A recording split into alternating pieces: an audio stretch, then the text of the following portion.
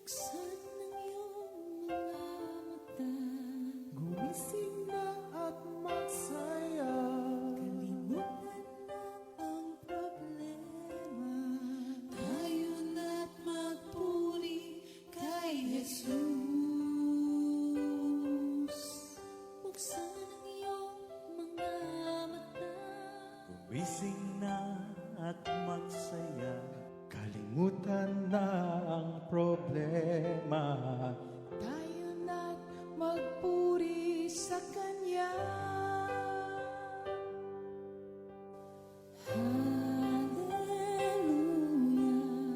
Hallelujah, Hallelujah.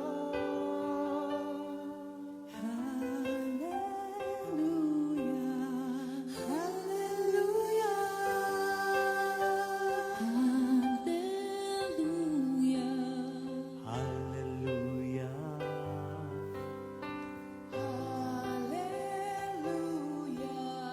hallelujah.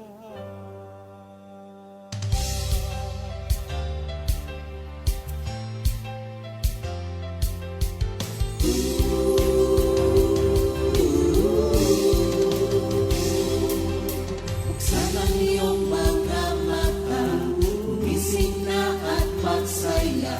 Kalimutan na ang problema, tayo na't magpuri kay Jesus. Buksan ang iyong mga mata, gumising na at magsaya. Kalimutan na ang problema, tayo na't magpuri sa Kanya. Hallelujah, hallelujah, hallelujah, hallelujah, hallelujah, hallelujah, hallelujah, hallelujah. Buksan ang iyong mga mata, gumising na at magsaya. Kalimutan na ang problema, tayo na't magpuri kay Jesus. Buksan ang iyong mga mata, gumising na at magsaya. Kalimutan na ang problema, tayo na't magpuri sa Kanya. Hallelujah, hallelujah, hallelujah, hallelujah, hallelujah, hallelujah,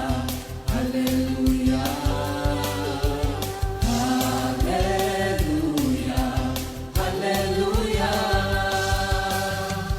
Di ka iiwan, di ka pababayaan. Kumapit ka, umawit ka, at magpuri sa Kanya. Buksan ang iyong mga mata, gumising na at magsaya. Kalimutan na ang problema, tayo na't magpuri kay Jesus.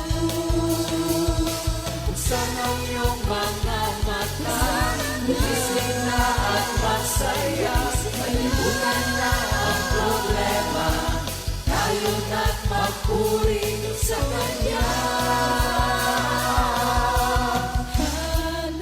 Hallelujah, hallelujah, Hallelujah. Hallelujah. hallelujah, hallelujah. Hallelujah. Hallelujah. Sa iyong mga mata, gumising na at magsaya. Kalimutan na ang problema, tayo na't magpuri.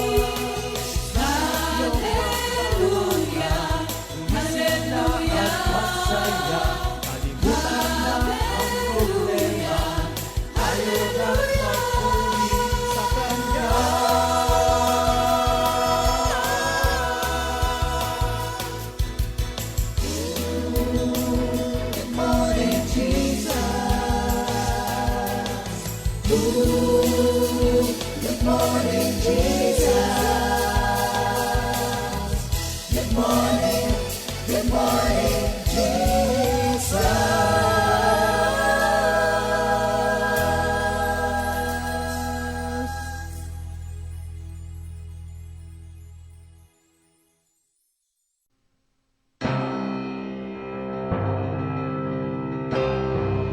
You gave me a song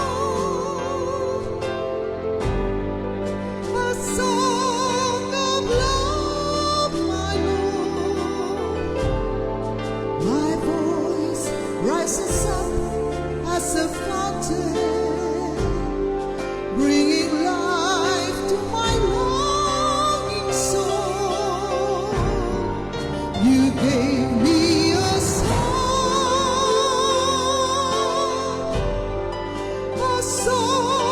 of love, my Lord.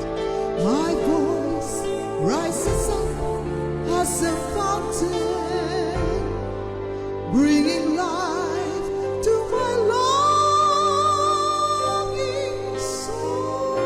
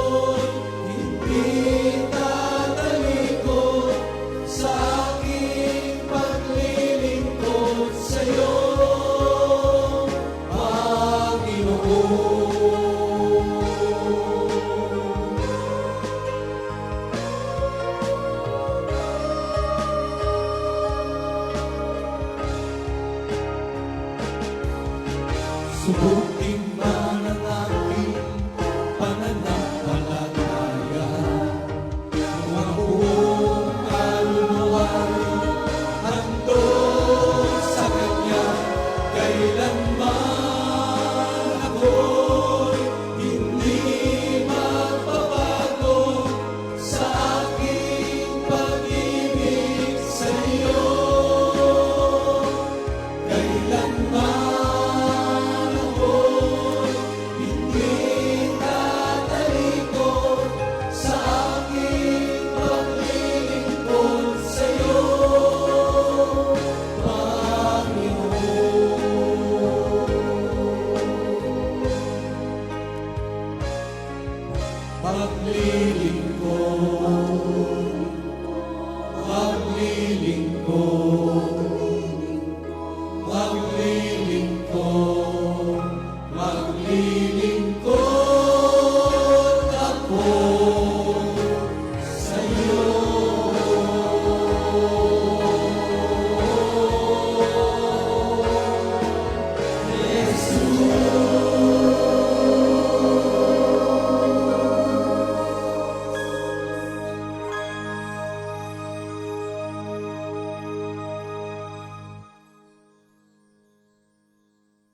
Good morning, Jesus!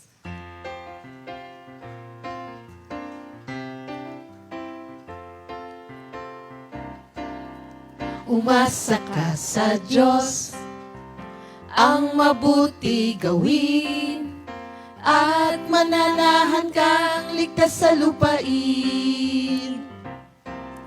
Sa Diyos mo hanapin ang kaligayahan, at ang pangarap mo'y iyong makakamtan.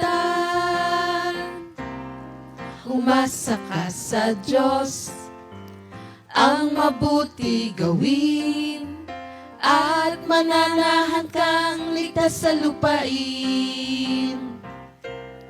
Sa Diyos mo hanapin ang kaligayahan, at ang pangarap mo'y iyong makakamtan. Si Yahweh ay tapat sa kanyang salita, at maaasahan ang kanyang ginawa. Si Yahweh ang sa atin nagbibigay lakas. Sa daraanan ko'y siyang nag-iingat. Sa daraanan ko'y siyang nag-iingat. Sa daraanan ko'y siyang nag-iingat. Praise God. Hallelujah. Thank you, Lord, for this day. At muli, ito ang ating edition na Awit ng Pag-ibig CSM Edition. Pag sinabi pong CSM, Comfy Singles Ministry. Recap lang po, last week, ang kasama po namin ay si Brother Jordan, Brother JB, at si Brother Thomas. Ngayon, thank you Lord, meron kami muling kasama, dalawang dalaga dito sa Comfy, na si Sister Divine, anak ni Mami, introduce nila sa sarili nila, at si Sister Andrea. Amen. Pero bago po ang lahat, tayo manalangin muna. Amen. Thank you, Lord. Thank you, Jesus. You are worthy to be praised. All glory and honor is yours, Almighty Father. Panginoon, maraming salamat sa pagkakataon, sa privilege na muli mong ibinigay sa amin. Ngayon, nakasama namin ang dalawang youth na to, Panginoon. At Lord, kami din po ni Sister Maripas. Lord, kami po'y humihingi ng gabay, ng grasya mo sa umagang ito, Panginoon. At Lord, lahat po na magaganap, alam ko pong sa ikaluwalhati ng iyong pangalan. At Panginoon, dinadalangin din po namin sa mga oras na to, sa umagang ito, sa mga nakikinig, Panginoon. Lord, lalo na po ang mga kabataan ngayon, Panginoon. Umpisa ng taon, Panginoon. Alam ko pong itong series ng CSM na to, Panginoon, ay magbibigay ng kalinawagan sa kanila ang buhay Kristiyano, Lord. At Lord, maraming salamat sa paggamit mo sa amin at lalong to sa dalawang kabataang ito, Panginoon, na gagamitin mo sa umagang ito. This we pray in Jesus' name. Amen. Amen. Thank you, Lord. Maripas, nakaka-CSM pala pagka kasama natin yung mga youth. No? Parang youth na rin Nakakabata. tayo. Kasi kami po ni Sister Maripas ay para magkasabayan tayo no, sa service natin kay Lord. Amen. Amen. Nauna ka lang ata ng konti sa akin. Oo, pero mas matanda kasi. Oo, mas matanda ako sa'yo. Kasi senior na po, Sister. Thank you, Lord po. Kasi senior na Sister Maripas this year. Ako po next year pa. Thank you, Lord. So, thank you, Lord, no, sa privilege na ito na pinagkaloob ng Panginoon. Ngayon, bago po tayo magsimula, last week po kasi ang tinuro natin, pinag-usapan na yung 1 Timothy 4, verse 12.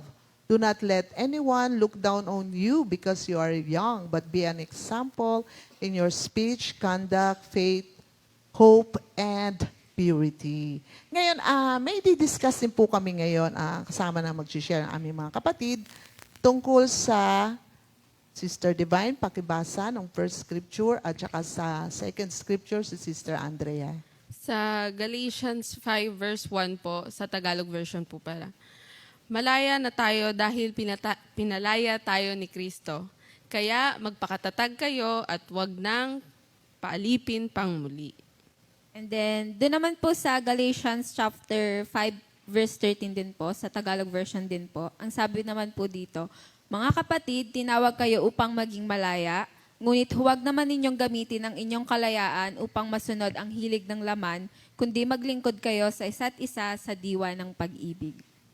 Amen. Napakahalaga, napakaganda ng ating topic ngayon. It's about freedom po, pagiging sa dictionary nga ibig sabihin ng freedom, the state of not being imprisoned or enslaved. So ibig sabihin pagiging malaya. Amen. So merong mga bagay, meron tayong mga ilang katanungan dito tungkol sa na mauugnay natin sa pagiging malaya. Kasi minsan ayaw natin maging malaya. Ayaw nating may mga hadlang kung bakit akala mo malaya ka, pero ang totoo, nakagapos, nakatali pa rin. Pero bilang mga Kristiyano, tayo ay pinalaya na ni Lord na siyang namatay sa krus. So, tawagin ko si Sister Lisa sa ating unang tanong. Thank you, Lord. Alam niyo, napakaganda ng topic natin. At yung question na to, alam kong marami tayong ma-share yung dalawang ating CSM. Ito yung unang katanungan. Sa isang kabataan, ano ang nagiging dahilan bakit nahihirapang sumunod sa mga utos? Utos sa, ano na kayo, yung utos ng mga nakakatanda o utos sa world o utos sa ganito. Yung pangalawa naman, bakit may mga sumusunod tapos meron namang hindi sumusunod? Yung dalawang katanungan na yon, alam kong meron tayong mga experience na pwede nating i-share ngayong umagang ito. Thank you, Lord. Pero bago kayo sumagot, magpakilala kayo to remind yung ating mga nanonood kung kani-kanino kayong mga anak na manggagawa. Sige, umpisa natin kay Sister Divine. Good morning po. Ako po si Sister Divine po, anak po ni Minister Dodi at ni Sister Venus po. Ayan. Hello po. Good morning po sa ating lahat. Ayan, sa lahat po ng nanonood at nakikinig po ngayon. At ako po si Sister Andrea, anak po ako ni Minister Andy po, tsaka ni Sister Judith po. Pwede na ba? Bigla silang Bigla silang na-black out dahil yung sa katanungan, no? Pwede namang medyo magbigay kayo ng experience nyo. Ngayon kasi si Divine, konting lang, no? Si Divine kasi, hindi na siya na doon nalilinya sa youth. Sa mga nakakaalam po, graduate na po si Sister Divine. At nakaka-6 na buwan na rin po siya kasi may trabaho na siya kaagad. Yun po yung pagpapalang talagang dapat din niyang ipagpasalamat sa Panginoon, di ba? At doon sabi niya, kanina kasi in-interview ko na siya. Sabi ko, ilang buwan ka na ba nagtatrabaho? Magsi 6 months na raw. Sabi ko, naku, marami ka na experience. Kasi ako po, sharing na rin po, kasi ako po hindi po ako nakatrabaho sa world. Sabi ko sa kanya, ikaw, nasubukan mong magtrabaho sa world. Malaki kasing kaibahan, di ba, Sister Maripas? Sister Maripas kasi, sabi niya, sa daddy naman niya. Siyempre, iba yung bossing niya, daddy niya yun di ba?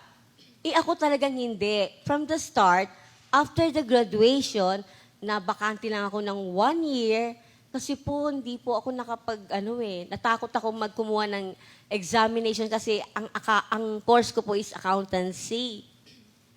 6 kami magbabarkada, pero bukod sa akin, ako lang yung hindi nag-take, yung 5 nag-take. Pero sa 5 nag-take, 1 lang po yung pumasa. Hindi ako nag-take kasi, yun nga po, alam kong tinawag ako ng Panginoon. Yung 1 year na yon, talagang binubuno ko pa rin talaga kung talaga ba, Lord, dito po ba ako? Pero no regrets, kahit hindi ako nakapagtrabaho sa world. Dito ako sa service ni Lord. Although talagang sasabihin kong pinalaya na rin ako ni Lord sa mga bandages ko nung dati. Natutuwa naman ako ngayon, malayang-malaya na ako. nakakapaglingkod sa Kanya. O Sir Beno, ay Sister Venus, Sister Divine ha, mahabang intro na yan, kaya take it away, Sister Divine. Ayan po. Bakit nga po ba nahihirapan yung mga kabataan sumunod? Siguro po, isa po sa reason yon yung kung ba't nahihirapan sumunod yung mga kabataan is siguro nahihirapan sila kasi hindi naman nila alam yung pinagagawa. Sa akin naman po, sa work po, may mga times po na, kunwari, di ba, may mga boss na nag-uutos sa'yo nang hindi naman na-explain kung ano yung pinagagawa. Pero thank you Lord kasi nga po sa amin po sa IT po, medyo critical po yung data kasi po yung hinahawakan namin sa company.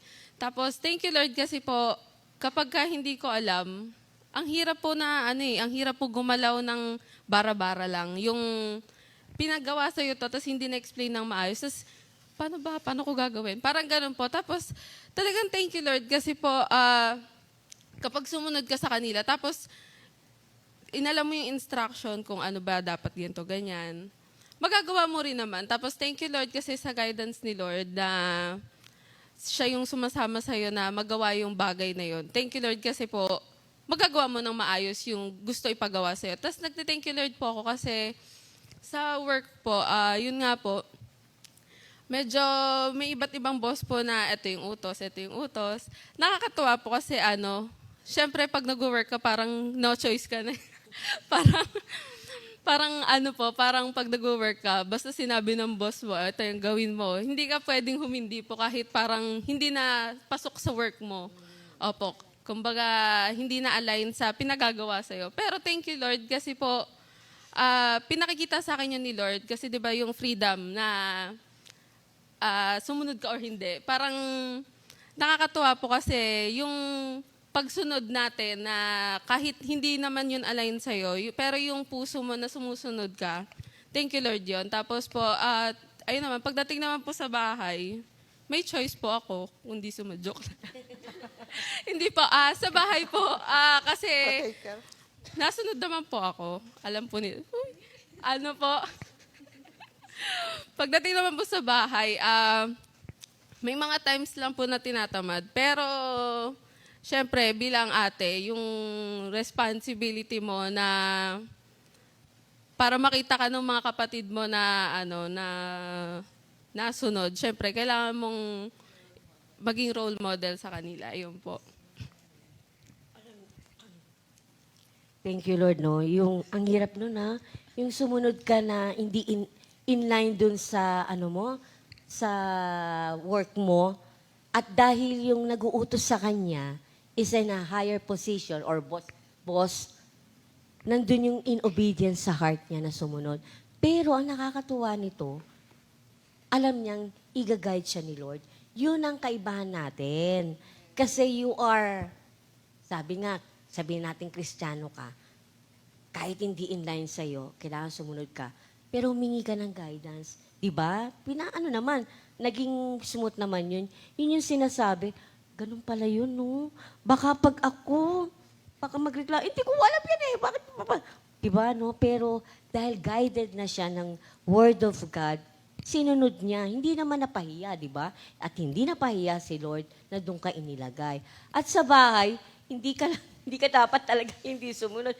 Kasi you are the eldest, diba? Titingnan ng mga kapatid. Kaya hindi pwedeng hindi ka sumunod kung ano man yung pinag-uutos. Kasi mas madalas po kasi nasa outreach yung mother and father niya. Tapos nasa work siya. May mga dalawa pa nag-aaral. Asan ate, talagang, pag sinabi ni Sister Venus, sunduin mo si Dayan, hindi namin masusundo. Kahit pagod siya, kahit puyat, or kagararating lang, o paalis na, kailangan niya sunduin siya yung kapatid niya. Thank you, Lord. Totoo yun. Kaya ang pagsunod talaga, first and foremost, alam mo kasi yung will ni Lord, di ba? Kaya ka sumusunod dahil unang-una, it is God's will na susunod tayo. At talaga sa pagsunod, nandun ang kalayaan. Alam niyo ba, sabi nga dito sa John Sa John, so Jesus said to the Jews who had believed him, if you abide in my word, you are truly my disciples. And sa verse 32, and you will know the truth will set you free. So bilang mga disciples ni Lord, we must abide in His word. We will know the truth and the truth will set us free. Ang truth kasi na Lord, absolute. Hindi mo pwedeng bagu-baguhin.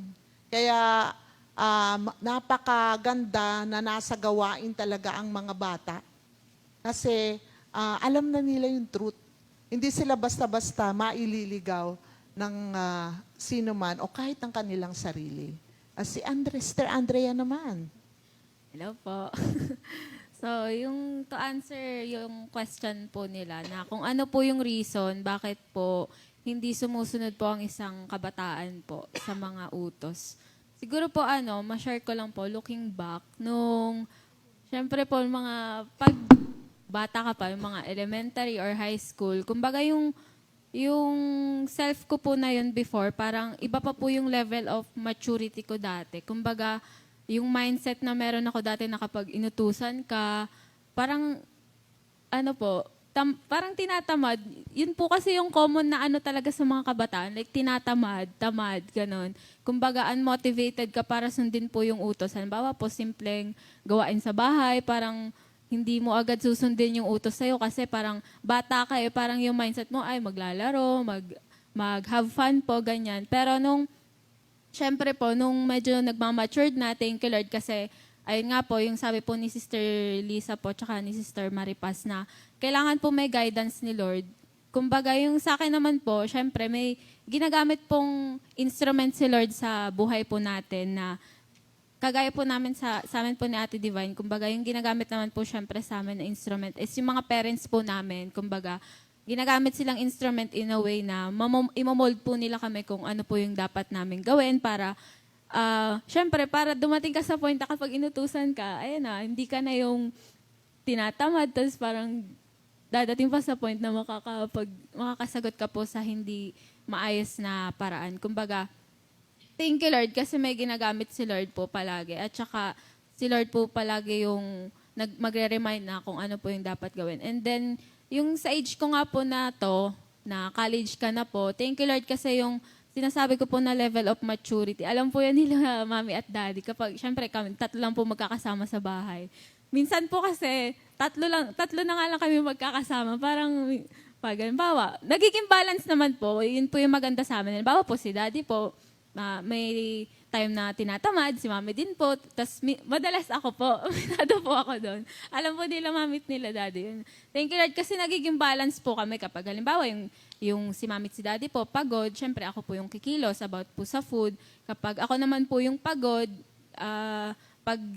pagod po galing sa school or dahil po sa mga school works, sila naman po yung kikilos. Yun po yung maganda kasi may balance po. And then, thank you Lord din kasi ayun po yung, dati pa po, bata pa ako, lagi po ako nire-remind ni Daddy na yung sinasabi po nila na sa Bible daw na hindi ka kakain kapag wala ka pang nagagawa na gawain. Tapos, ayun po yung laging inaano nila Daddy. Kumbaga, ayun, thank you Lord kasi yung mga ganong instances po, palagi pa rin pong nire-remind sa akin nila Daddy ko na kailangan ganito ka kumilos. Lagi po ako nire-remind ni Daddy na hindi ka na kagaya ng dati na bata ka. Kailangan tutulungan din po yung sarili para meron kang character development para sa mga ganong maliliit pong bagay na kahit sa bahay lang, kailangan matured ka pa rin po. Ayun po. Thank you, Lord. Amen. So yun nga, na bilang anak, biblical yon, Ephesians 6 verse 1, mga anak, sundin ninyo ang inyong mga magulang sa Panginoon sapagkat ito ang nararapat. So, yan ay isa sa mga truth of the Word of God na kahit sa Old Testament, isa yan sa 10 Commandments, honor thy father and thy mother. Diba? So, yung ating pagsunod sa magulang, una sa lahat ay dahil ito ang kalooban ng Panginoon. At sabi pa doon, may reward yun kapag sumunod ka. You will live a long time Sa in the Deuteronomy, land. gusto kong basahin sa Deuteronomy Yan. 5:33, nakalagay ganito Sige. You shall walk in all the ways which the Lord your God has commanded you, that you may live and that it may be well with you, and that you may prolong your days in the land which you shall possess. Deuteronomy 5. Amen. So talagang may blessing kapag ka sumusunod In tayo obedience. sa kanyang salita. Yes, Yun thank ang you, Lord. una sa lahat talaga eh. Sumunod tayo sa kanyang salita. At ang nais ng Lord kasi kapag sumunod tayo, ang sunod dyan ay abundant life. Yes, 'Di ba? prosperity. Prosperity. Kaya sa mga anak na nag-honor sa mga magulang, wala akong nakitang anak na naging umu-honor sa magulang na napasama. Kapag ka ang anak, marami akong nakitang anak na nagbibigay parangal sa magulang, ay talagang pinagpapala ni Lord sa all areas of their life. Kaya kapag sinabi ni Lord, sumunod lang. Kasi napakaganda ng buhay kapag sumusunod tayo sa kanyang salita. So, aawit ang dalawa, ating kapatid.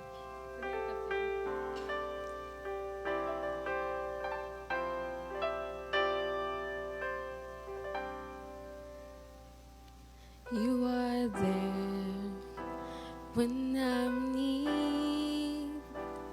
You're my strength when I'm weak, when I'm afraid. In the dark, you are behind me.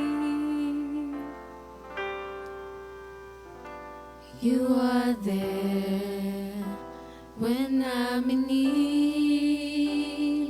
You're my strength when I'm weak, when I'm afraid. In the dark, you are beside me.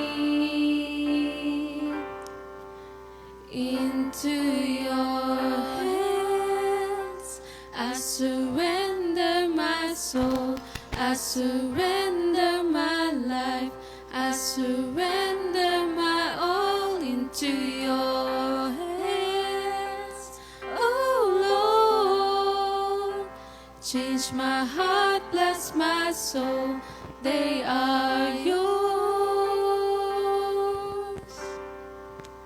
I am yours.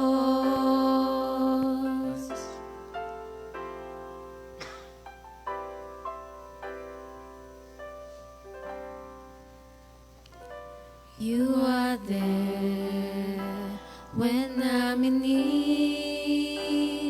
You're my strength when I'm weak, when I'm afraid. In the dark, you are behind me.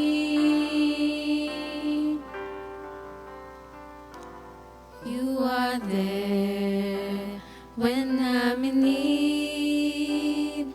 You're my strength when I'm weak, when I'm afraid. In the dark, you are beside me. Into your hands I surrender my soul. I surrender my life.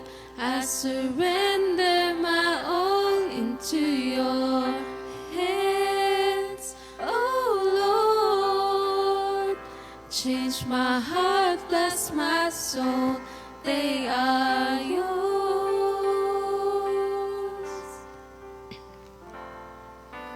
I'm yours. Into your hands I surrender my soul. I surrender my life. I surrender my all into your hands. Oh Lord, change my heart, bless my soul. They are yours. I am yours.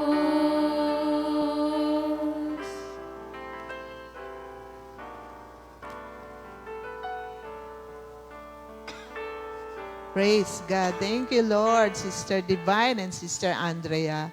Alam niyo, ang ganda nung kantang yan. Favorite ko na nga yan. Lalo na pag kinakanta nila. Kasi yung word na I surrender, di ba?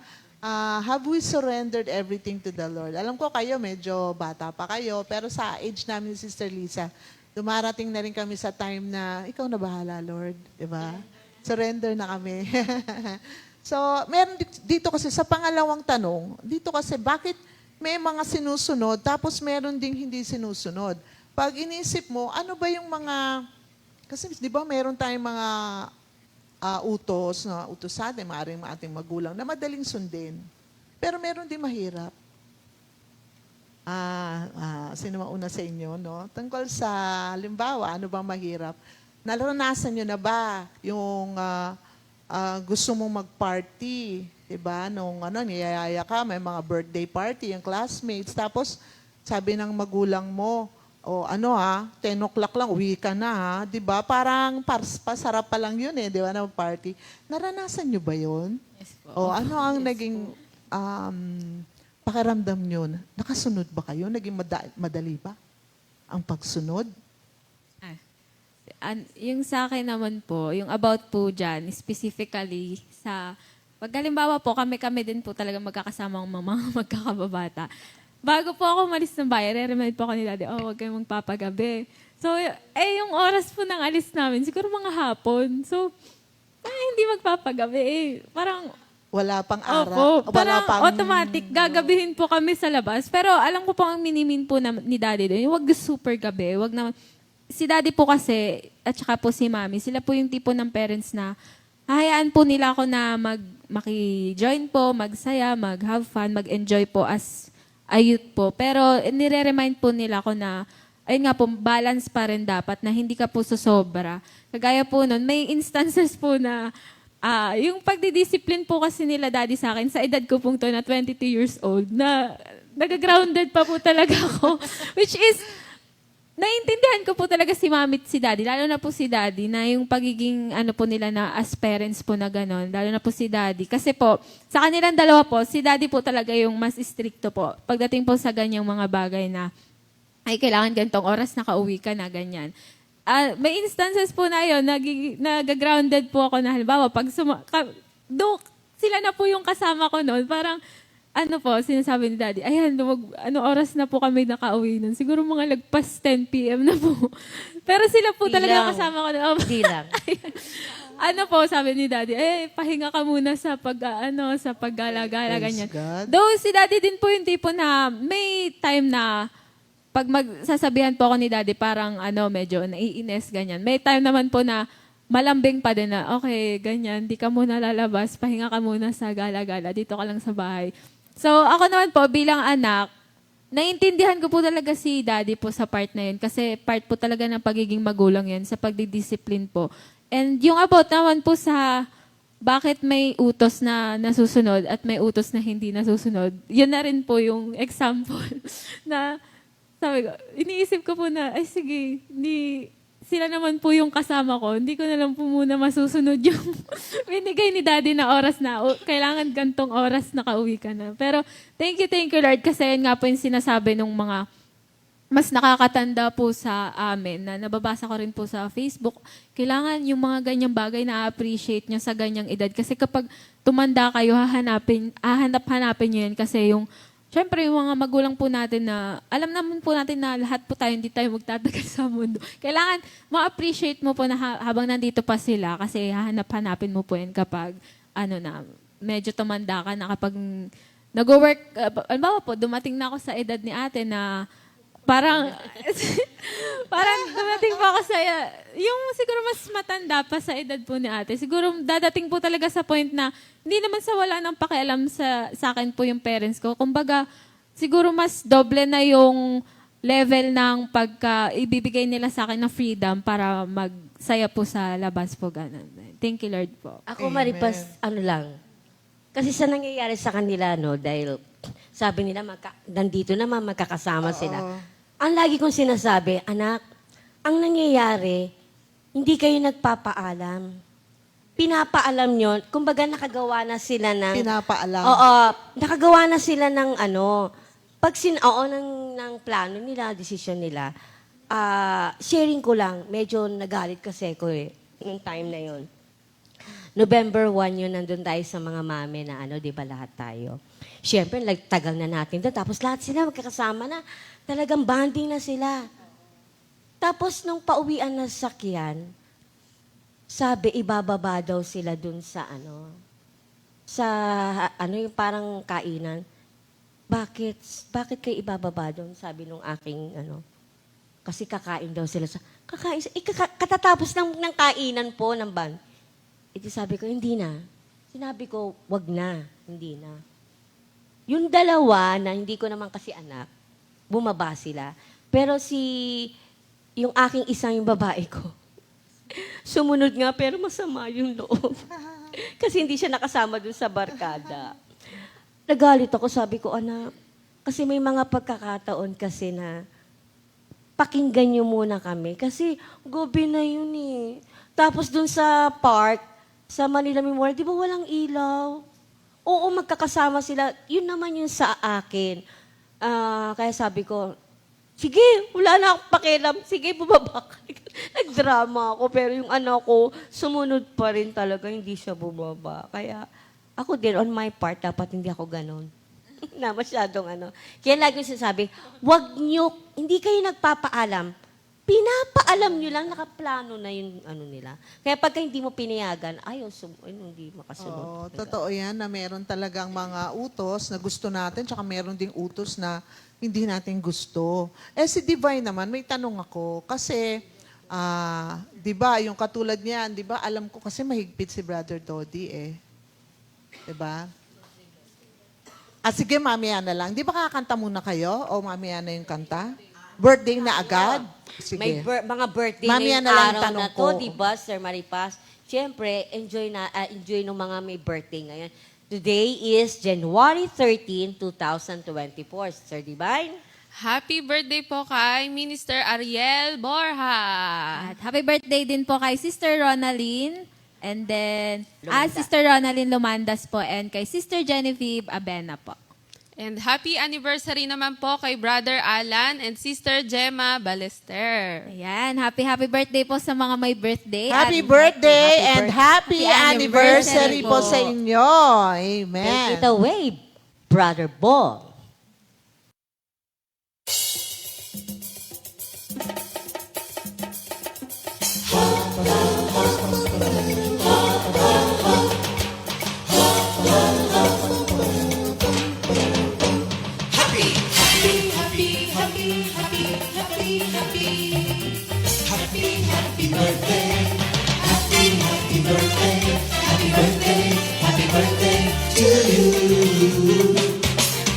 Happy anniversary, happy anniversary, happy anniversary.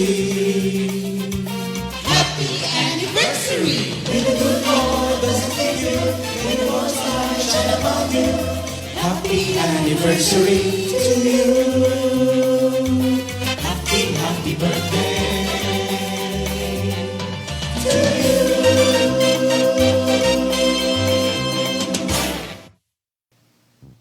Happy birthday and happy anniversary. Amen. Enjoy your day.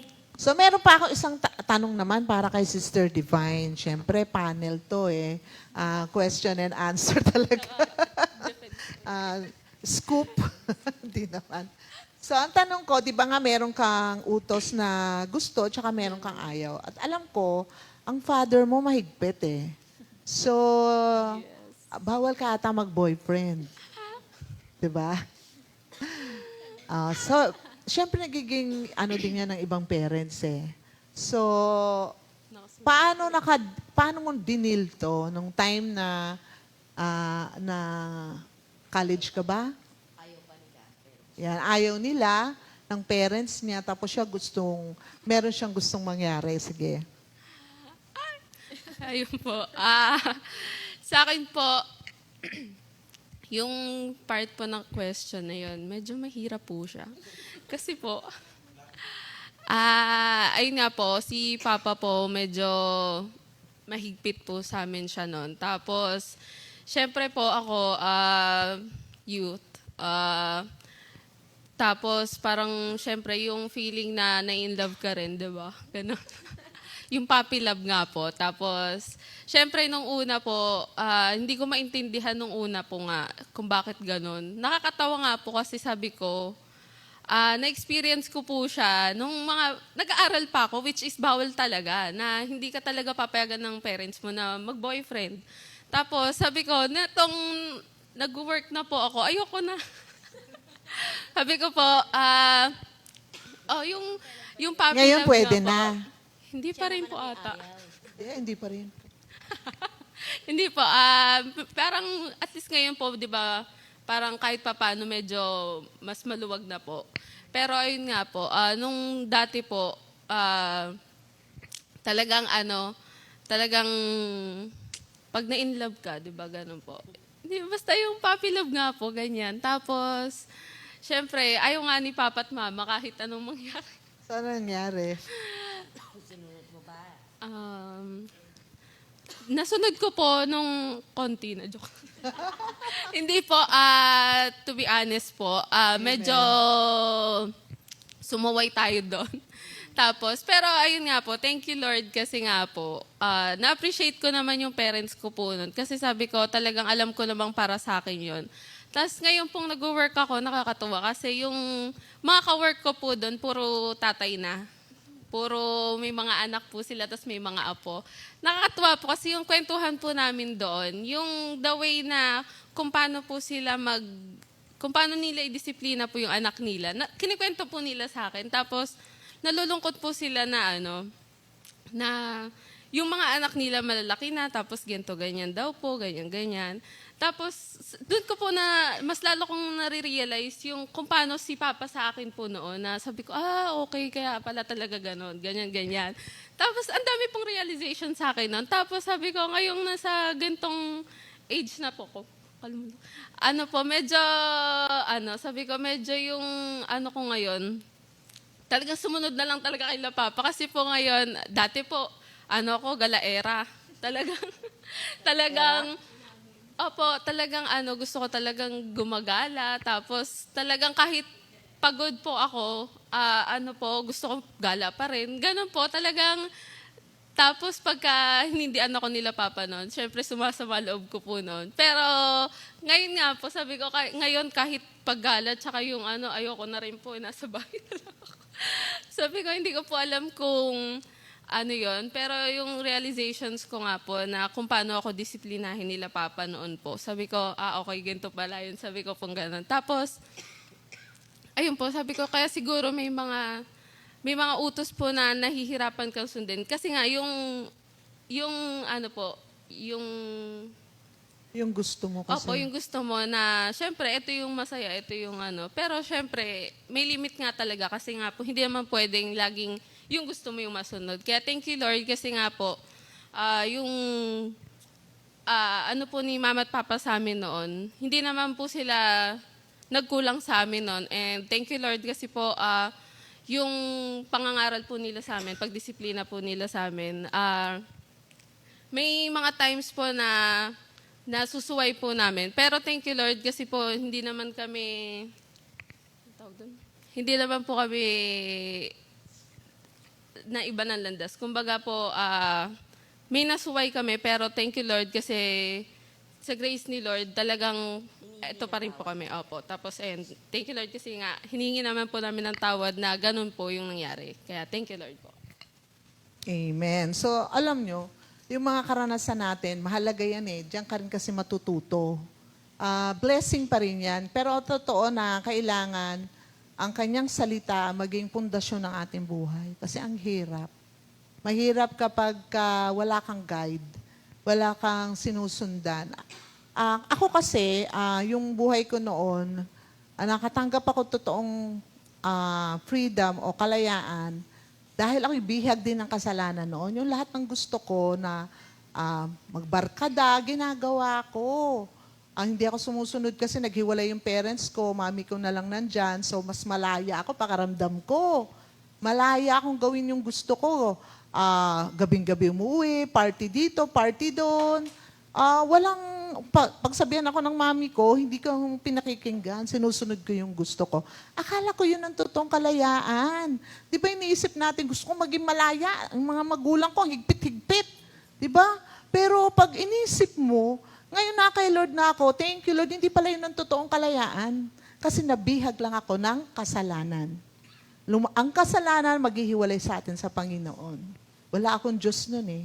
Ang sarili ko, ang Diyos ko, ang sinusunod ko. Kaya, akala ko, malaya ako. Pero ngayon, kaya yung Galatians 5 verse 1, sabi doon, malaya na tayo dahil pinalaya tayo ni Kristo. Kaya magpakatatag kayo at huwag nang paalipin pang muli. Ito yung nais ng Panginoon na kaya sobra akong blessed. Kasi nung makilala ko si Lord, na-realize ko, na tanggap ko ang kaligtasan, ang kalayaan, nang tinanggap ko siya sa buhay ko. At ang totoong kalayaan pala ay ang pagsunod sa kanyang mga salita, ang pag-obey sa kanya. Doon pala tayo magiging malaya kasi tatanggalin na yung mga kasalanan. Ang kasalanan na nagbibihag sa atin eh. Kala? Ano ba yan? Yung Tagalog na tinitikala. Tanikala tayo ng kasalanan. Kaya sabi dito, huwag ka nang bumalik pa. Huwag nang magpapaalipin pang muli. Kasi naranasan na natin yung buhay na magulo. Dahil sa kasalanan, pagsunod sa gusto mo, ang hirap. Kaya ngayon na malaya na tayo, hayaan na natin na kalooban na ni Lord masunod sa buhay natin. Yung wag na tayong ulit magpaalipin sa dating mga ugali natin. Kaya nga, dugtong ko lang din na sabi ko nga, 2024, gusto ko nang bumait. Gusto ko pang bumait. Hindi lang gusto kong bumait, gusto ko pang bumait. Develop yung we are better today, pero we can be much better tomorrow. Diba? Improvement. We must improve. Kasi, pero sa paganda, hindi sa pabalik. Sa pa-forward, patungo kay Lord, hindi pabalik. Kasi meron kasi pagka umaayaw ka na, pag napagod ka, ang dami namang stricto naman dito. Lahat na lang, bawal. Bawal to, bawal to, bawal to. Hindi naman to masama. Hindi naman to. Mga konting bagay, like ang bawa, cellphone, di ba? Minsan, games. Minsan, ilang oras na ang mga kabataan, nauubos ang oras sa kaka-games. Sa Valorant. Hindi mo na tapos pag sinabi mo, anak, maghugas ka ng pinggan, hindi ka naririnig, no? At, anak, pangalawa na, maghugas ka ng pinggan, hindi ka pa rin naririnig, i-text mo, sasagot. Wait lang pa. Nararanasan ko kasi yan, ni-text ko minsan doon sa bunso ko. So, ang ganda, ang hirap kasi pagka natali ka na sa isang maling gawain. Mahirap. Hindi ka magpa-prosper spiritually, sa buhay mong pang-araw-araw. Walang prosperity kapag ka nagpabihag tayo sa mga bagay na mali. Sister Lisa? Doon sa sinabi mo, Sir Maripas, may kaduktong kasi doon nakakatuwa din. Kasi di ba sabing ganun, those in Christ must stand firm. Yung stand firm na yon, kasi sabi, stand firm against a return to bondage. Those in Christ must stand firm against anyone who would try to drag them into slavery under the law. Kaya tayong mga nakay Lord, hindi lang nakay Lord, talagang tayo pinanganahan na, napalaya na tayo, wala na tayo sa pagka-bandage o pagkabig ng kasalanan. Ang gagawin natin yung stand firm. Kumbaga yung panindigan mo, itong nakay Kristo ka na, panindigan na natin. Kahit sabihin pa nila na, kahit mawala pa yung mga barkada mo, stand firm kayo. Kasi tayo na kay Christ, kasi tayo ang magiging example sa kanila. Tayo ang magdadala sa kanila, huwag tayong padala sa mundo. Yun lang. Kaya nga yung stand firm, how to stand firm ba? Paano ba tayo maging, yung mananatili ka, yan ang action mo, manatili ka, yung hindi ka matitinag dun sa, kumbaga, yung word of God, dun ka, huwag kang pupunta sa kaliwa, huwag ka pupunta sa kanan, basta dyan ka. Yan. it's still an action word kasi nag-stand ka eh. Yun ang action mo, yun ang decision mo. So dito, how do we stand firm in our freedom? Wow, tayo pinalaya na tayo ni Lord, di ba? Kasi alam niyo, marami talagang tukso. Marami tayong kalaban. Ay, hindi ibig sabihin na kay Lord ka na, ligtas ka na. Hindi.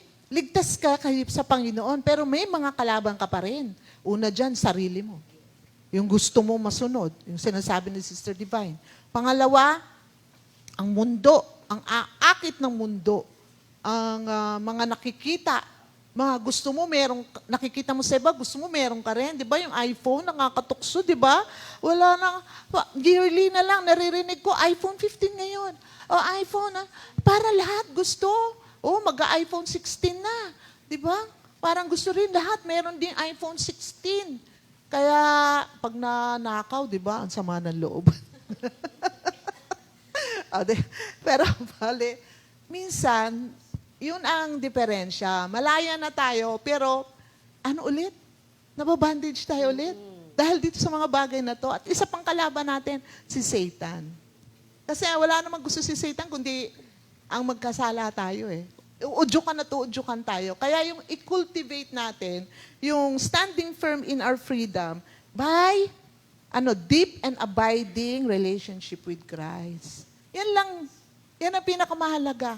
Yung magkaroon tayo malalim na ugnayan kay Lord. Kasi yan ang maglalayo sa atin sa kasalanan. Papakita niya sa iyo, anak, sa paghabang nag-aaral ka ng kanyang salita, hindi yan nakalulugod sa akin. Anak, dito ang daan. Tuturo niya sa atin eh. Kaya kailangan yung relationship natin kay Lord, huwag natin pababayaan para hindi tayo madala ng mga bagay dito sa mundo at ng bulong ni Satanas. Kaya lagi yan kumakatok. Yung sarili natin nag-a-agree. Okay. Para, okay. Ganun lang, di ba? So, pangalawa,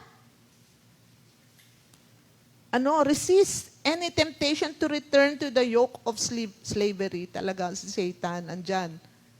Gusto niya matali tayo muli sa pagkakasala.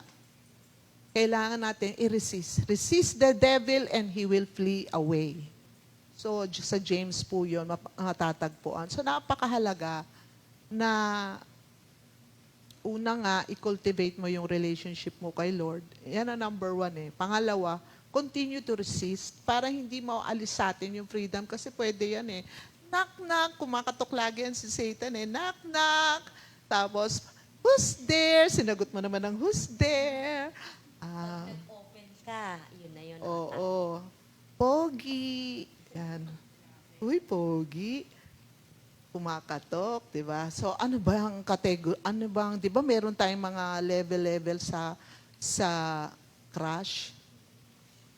Ako noon sabi ko mayaman, pogi. Pogi, mayaman, tsaka pogi.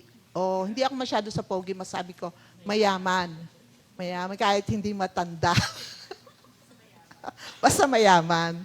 Tapos may kotse. Basta gano'n. Material na bagay ang tingin ko. Pero, may standard pala. Pag kay Lord, alam nyo ba, standard ni Lord? Para pag nag-open ang heart nyo, dahan-dahan kasi pag open, di agad-agad binubuksan ng heart. Discern nyo muna na kay Lord ba, number 1 criteria. So, number 1 criteria is na kay Lord ang magiging partner. It is based on God's word. Do not be equally yoked with unbelievers. Diba? So marami nagkakagulo. Akala nila, madadala ko naman siya kay Lord. Ang mahirap kung ikaw ang madala niya sa world. So marami tayong kaaway. Pag pumunta ka sa world, hindi ka na, wala na.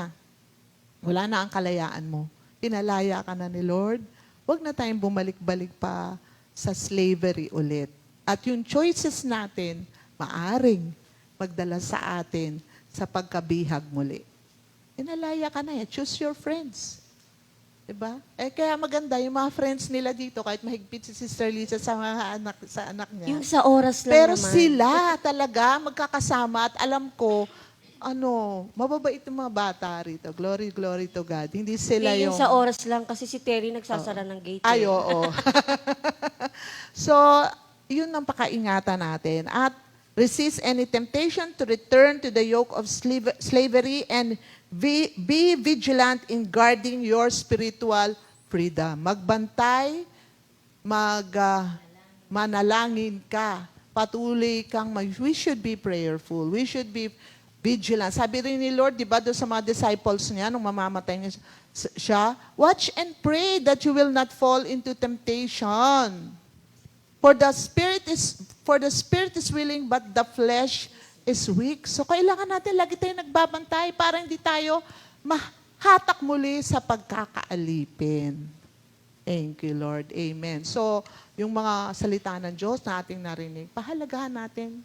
Kasi yan ang magpoprotect sa atin, mangangalaga sa atin, at ilalayo tayo sa mga maling pagtuturo. Kasi may mga akala mo na kay Lord, pero mali na pala yung tinuturo. Kaya ang foundation natin, Word of God. Yan ang magpapalaya sa atin. Kaya pag hindi tama yung naririnig natin, parang akala mo, do not compromise. Alamin mo ang salita ng Diyos. Mag-aral tayo ng salita ng Diyos. Yan ang patuloy na magpapalaya sa atin sa maling gawain. Thank you, Lord. Awit na tayo sa Panginoon. Thank you, Jesus. Thank you, Lord.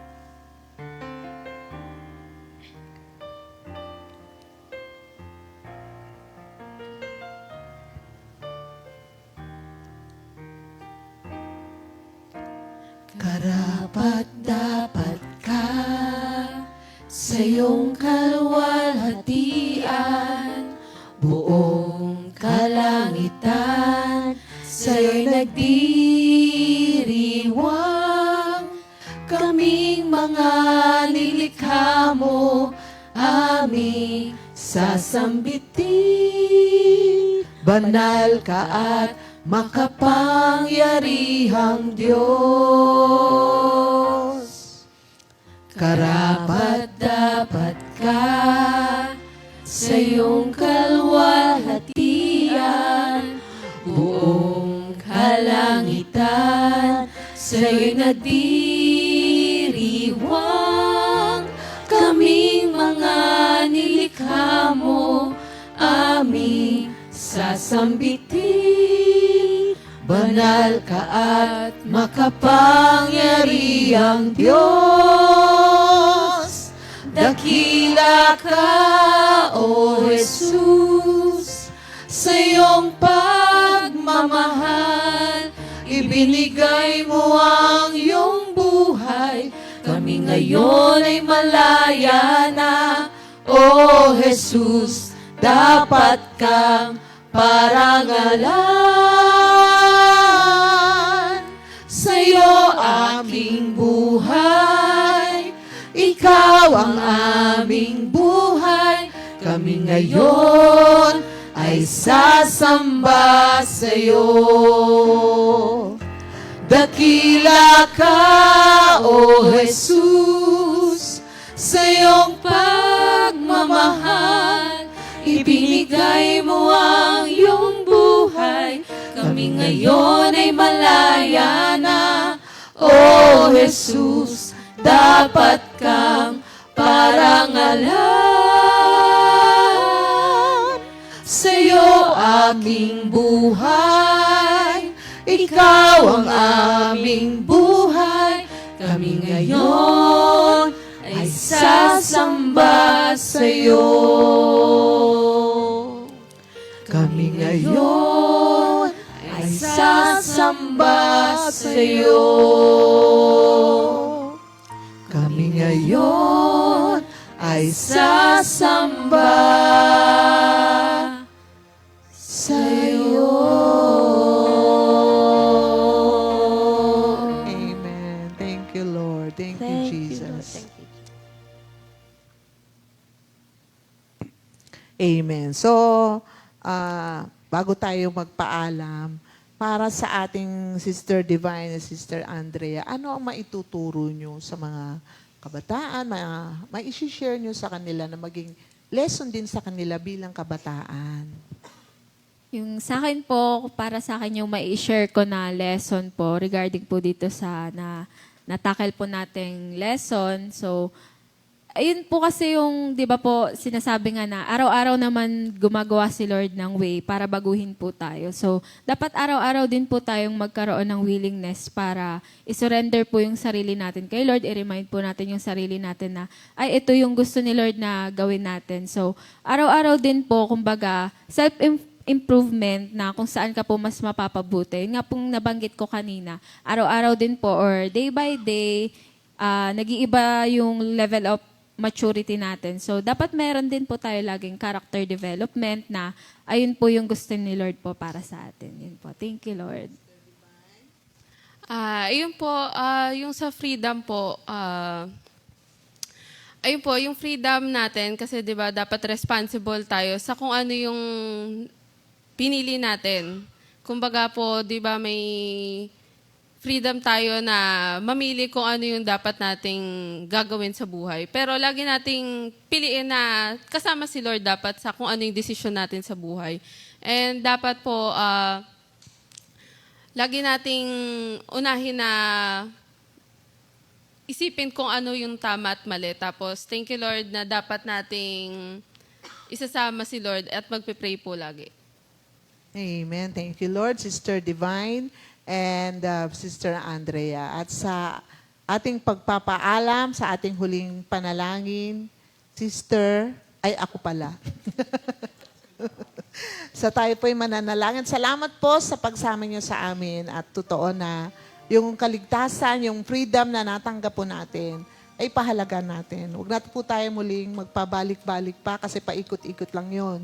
Walang patutunguhan sa mga maling gawain. Kundi ang gawin po natin ay magseryoso tayo sa paglilingkod sa Panginoon, sa pagkikipagrelasyon sa Kanya, at sigurado, at maging mapanalangin, siguradong malalayo tayo, madidiscern natin agad ang kay Lord at ang hindi kay Lord. Ang tama at ang hindi tama. So, pakaiingat tayo sa ating spiritual life. Mahalin natin ang Diyos ng higit sa lahat at ang ating kapwa. Thank you, Lord. Tayo po'y manalangin. Lord, salamat po sa oras na ito pinagkaloob mo sa amin. Tunay na ikaw ay mabuti. Lagi kang nakakapakinig, naririnig mo aming panalangin. Salamat po sa patnubay at gabay at salamat sa paggamit mo sa iyong mga anak, Sister Divine at saka si Sister Andrea. Alam namin, Lord, sila ay pagpapalain mo pa, sila iingatan nyo, gagabayan nyo sila sa pang-araw na araw nilang buhay. Lagi mo sila, Lord, ilapit sa iyong dibdib, na sila lagi sa iyong presensya, na sila lagi nasa iyong presensya. Lukuban na yung banal na dugo at protect mo sila sa lahat ng dangers, mga schemes of Satan. Thank you, Lord, for your angels who are always guarding them. And thank you also for the wisdom sa kanilang mga pang-araw-araw na ginagawa sa pag-aaral at sa pagtatrabaho. Salamat, Lord, sa mga batang ito at patuloy mo silang pagpalain. Salamat sa araw na to, sa inyong gabay sa amin, sa karunungan, sa lahat ng pagtuturo. Maraming salamat po at thank you, Lord, po mulit. In Jesus' name we pray. Amen. For our last song.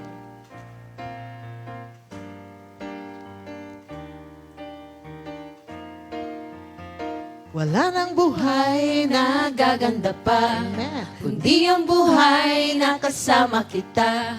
Sa piling mo lang ito nadarama, O Panginoon.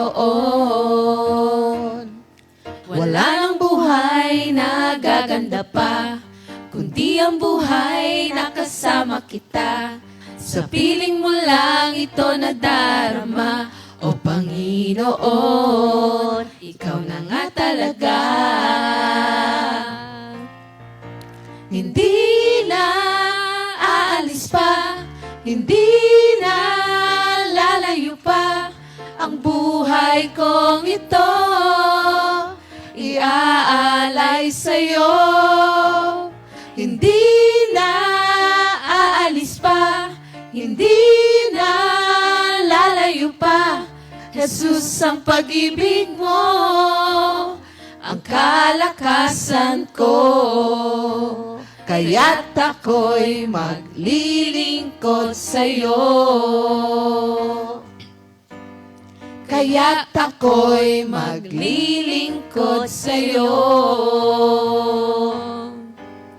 Kaya't ako'y maglilingkod sa'yo. Amen. Thank you, Lord, mga kapatid. God bless. God bless us God bless. all. Thank you, Lord. Second Timothy 2:2. Hallelujah. Second Timothy 2:2. Praise the Lord. Second Timothy 2:2. You and me, let us proclaim the gospel. Second Timothy 2:2. Hallelujah. Second Timothy 2:2. Praise the Lord. Second Timothy 2:2. You and me, let us proclaim the